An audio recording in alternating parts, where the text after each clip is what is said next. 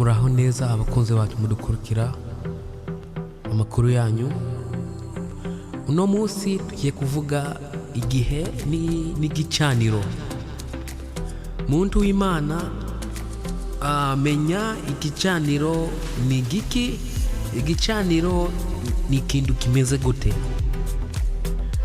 Hari umuntu tugiye gusoma mu ijambo ry'Imana yitwa Gideyoni, kuntu yishe igicaniro cya se. Ise yasengaga ibigirwamana, cya kigirwamana cyitwa Ashera.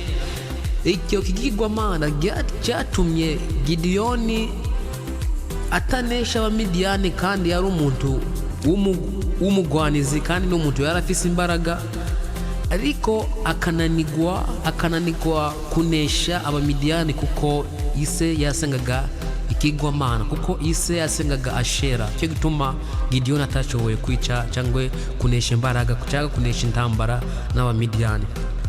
Abamidiyani barinda igihe bamaze gusarura bakaza kubatera bagatwara amatungo yabo. Ni kubera iki? Kubera igicaniro. Icyo gicaniro cyasi cyatumye babaho mu buzima bugoye cyane imyaka 7, kuko ise yagiye inyuma cyangwa yahindukiye, cyangwa kuko ise yahindukiye Imana, kuko se atasenze Imana, kuko ise yanse gusenga Imana. Rero Imana nayo ibateza Abamidiyani kubatera kuko basenga Imana itariyo. Mu kino gihe cyacu benshi tibaye basenga Imana nyakuri.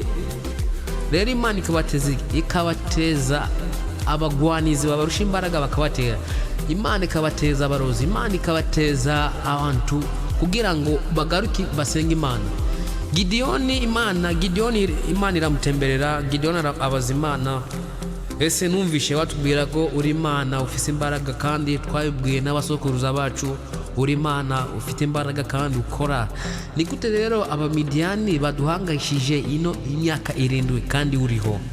Imana iramubwira Gideyoni, genda wice igicaniro cya papa wawe, utange ikimazi cyangwa utange sadaka y'imyaka 7, kugira ngo bari batese imyaka 7. Rero Gideyoni agenda avuna igicaniro cya papa wiwe. Amare Gideyoni Imana imweza imbaraga kandi anesha Abamidiyani, arabica arabamara.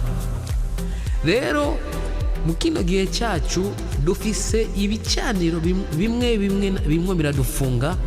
Ibicaniro bigatuma Imana itatwumva. Ibicaniro bigatuma Imana tutaba mu buzima ubwo dukeneye, tugatuma tuba mu buzima tutagakwiye kubaho. Uno munsi abantu bakeneye gushaka, uno munsi bakeneye gushakwa, kuko ababyeyi bacu bafise ibicaniro, kandi ibicaniro bihari habi nimba twamenye Imana, ariko ibicaniro bacahari. Gideyoni umva rero, Gideyoni arazi Imana kandi bakababazwa kuko ise yaciye inyuma akagenda agasenga ibigirwamana, ariko tibyatumye Gideyoni bataba mu bibazo, kuko ise umuntu umwe yotuma igihugu cyose kivaho. Umuntu umwe yotuma ibintu ibikomera cyane muri famiye, cyangwa ugasanga famiye yanyu hari umuntu umwe ugenda kwa baganga, cyangwa hari umuntu umwe ugenda ku murongo ntababwire akabahisha, ariko mukaca mu buzima bugoye.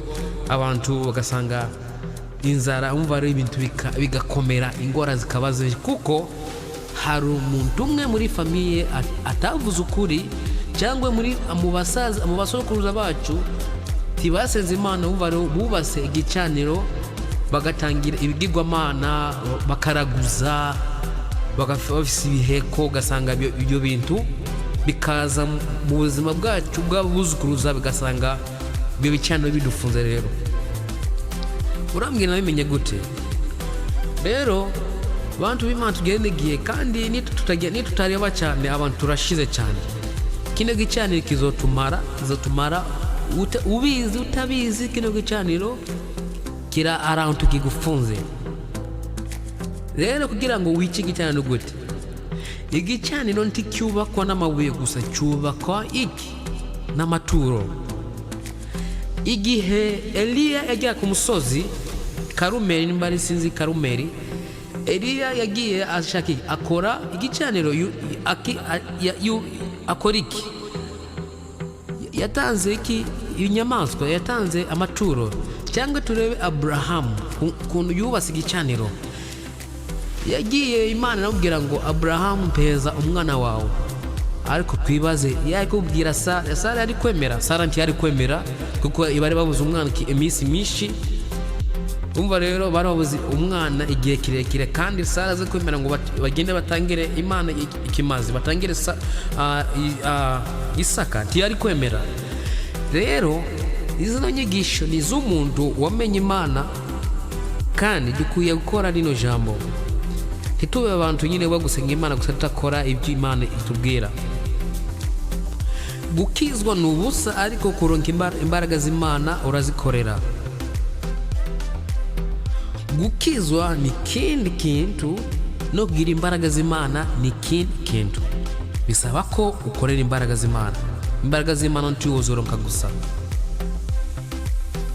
Muraho mwese. Rero igicaniro kiracyahari n'ubu, ibicaniro biracyahari n'ubu. Ababyeyi bacu batubwiye, ugasanga mino minsi yacu umuntu ukora abwira Imana, ugasanga akora gutuka kuko Imana ntayizi. Umva, igicaniro cy'iwabo cyaramufunze. Musa igihe yajya ku musozi akagaruka, agasanga abantu bubase igicaniro kimeze nk'inka. Wabonye kundu, murazi ko umuntu Musa yarakaye, murabizi ko Musa yarakaye. Rero abantu b'Imana, tugene n'igihe twibaze ni kiye gicaniro kiri muri famiye yacu, ni kiye gicaniro kidufunze, ni kiye gicaniro dufise, ni kiye gicaniro turumwo turagendamwo. Ugasanga umuntu akora akazi, umuntu akora ikiye akora curuza, ariko ntaronka inyungu. Igicaniro cy'iwabo cyaramufunze. Hari igicaniro cy'ubukene, hari igicaniro cy'umuntu ko adatuma adashaka, hari igicaniro byinshi. Kandi Imana ikabakora iki? Ikabahereza n'imbaraga abo bantu kugira ngo baze kugira ngo usenge n'Imana. N'ikindi tumenye mu buzima bwacu, igihe Imana ibicecetse, igihe usenga Imana icecetse, imwira gupima urebe ukuntu wifata. Abantu b'Imana, Balamu na Balaki bari bagiye, umwe muri abo bashaka kuvuma umuryango w'Abayisiraheli. Imana ikababwira ngo abantu bavuma kuko barahezagiwe nande na papa wabo cyangwa na sokuruza wabo Aburahamu, kuko yubase igicaniro cy'Imana.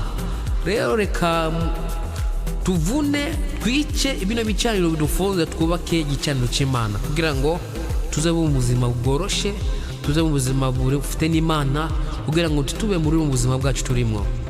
Reba muri ino minsi yacu, umuntu uko arambara ko ashaka ni ibicaniro, bagakurikiza ukuntu ikindi gihugu bambaye, ugasanga ni igicaniro. Reba mu Buhinde bafite ibicaniro, basanga ibigwamana bafise ibicaniro. Rero reka twebwe Imana yahaye ubumenyi, twice tuvune bino bicaniro by'abasokuza bubatse, kuko bagiye ku barozi, bagiye kuraguza tutabizi. Uravuga nabimenye gute? Gideyoni Imana itari kubwira ko yica igicaniro cya papa wiwe, ntiyari kwica. Nusoma mu Bacamanza, kuko nibagiye kubabwira mu Bacamanza, dusome mu Bacamanza 6 umurongo wa 27 kugeza 29, ukuntu Gideyoni yavunye igicaniro cya papa wiwe. Hanyuma Imana imuheza ubushobozi bwo kunesha Abamidiyani. Rero hari ukuntu dusenga ibintu bigakomera cyane, kuko dufise ibicaniro byadufunze. Ugasanga amasengesho yacu Imana tiyumve, kuko hari ibicaniro dufise mu buzima bwacu. Bantu b'Imana, dusenga Imana kandi tubaze n'Imana, ni kiye gicaniro kidufunze, ni biye bicaniro dufise mu buzima bwacu. Sinkubeshe, abasaza bacu mwabonye ukuntu babaye, batwiye ukuntu babaho. n'abantu bimweraga inzoga, si abantu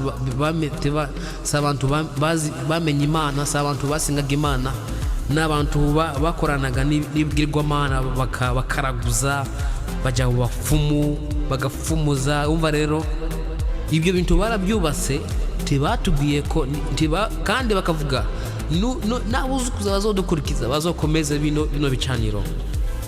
Abantu benshi ko barapfa bakapfa iminsi yabo itarashika, bagapfa n'ibicaniro kandi bigakunda. Bantu b'Imana, nimba wumvishe bino, toramwo icyo ukora. Sheho ndavuze usanga ari ijwi ry'Imana rimwe ishaka kuvugana nawe ntubimenye. Twice ibicaniro, tuvune ibicaniro, bino bicaniro tubireke, tubivemo, dugurukire twubake igicaniro n'Imana. Ukuntu Abrahamu yubase igicaniro, igihe Imana yamuhamagara ashika ahandi yubaka igicaniro.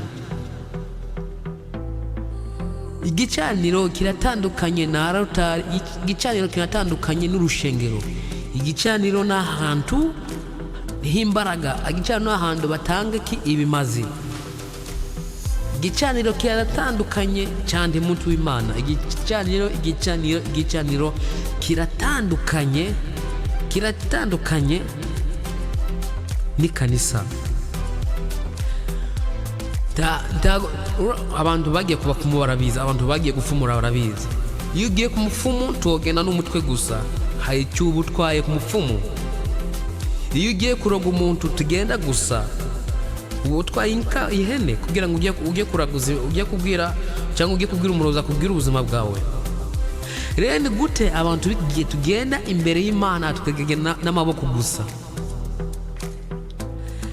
Abantu batazi akamaro k'igira cumi uragowe cyane. Uzoba mu madeni, uzoba mu inzara, kuko tagutangira Imana kimazi, kandi utanga ikimazi gikwiye. Mu minsi yacu ya nyuma umuntu yatwaraga ibingoro agiye gutangira Imana su umuntu. Imana ni umuntu, Imana si umuntu. Sinzi ukuntu bisobanura. Mbere igihe umwami yajya gusuhura uwundi mwami ntiyagenda gusa, yatwaraga iki? Izahabu, agatwara ifeza. Nawe igihe yataga k'uwo mwami, abami bakera nyine igihe bagera gushaka nyine, murabizi ibyo bintu, murabizi habe ntobivuga cyane, ayo ntovuga neza ariko murabizi. Abantu b'Imana tureke duhindure ubwenge bwacu, turebe imbere, turebe kino kigo kiradutwara nabi, kino gihe kiko kiratwara nabi. Turebe ahantu twari turagenda, kino gihe kimeze nabi cyane. Umuntu w'Imana wamenye kuvuna igicaniro, umuntu wamenye iki gicaniro, nzokomeza mbasobanura iby'igicaniro kugira ngo tureke zino nzira mbi, kugira ngo hari abantu nyine bagwa mu nzira nyine itarizo. Kubera iki? Kubera ibicaniro. Igicaniro n'ahantu h'imbaraga, n'ahantu h'intambara. Eliya yubase igicaniro ashaka kugwana n'abantu na sinzi murabazi. Abantu b'Imana, dusenge Imana, duhamagara Imana, twice ibicaniro bidufunze. Ni byinshi cyane, ni byinshi. Ibicaniro by'ubusambanyi, ibicaniro by'amadeni, ibicaniro by'inzoga, ibicaniro by'ubukene, ibicaniro byinshi. Abana bacu cyangwa twebwe imisore twaratakaye, imisore ntikeneye gushaka kubera ibicaniro. Abakobwa ndi bakeneye gushaka, umukobwa akubwira ngo nje sinkeneye umugabo, cyangwa ni igicaniro cy'ababyeyi bubase ntibatubwiye. Rero ko twamenye igicaniro uko bimeze, tugiye kubivuna mu izina rya Yesu kugira ngo tuzobe mu buzima bwiza. Abantu mukomeje kudukurikira, Imana ibafashe cyane, ibaheze umugisha, kwitanga kwanyu, kumviriza. Nukuri Imana ibogorora umugisha, ibongere aho mukura amayinite, ibaheze, ibongere umugisha cyane. Ntabwo ndavuga ibyereke igicaniro. Kaze mu kindi gihe, mu kindi gice. Shalom, amen.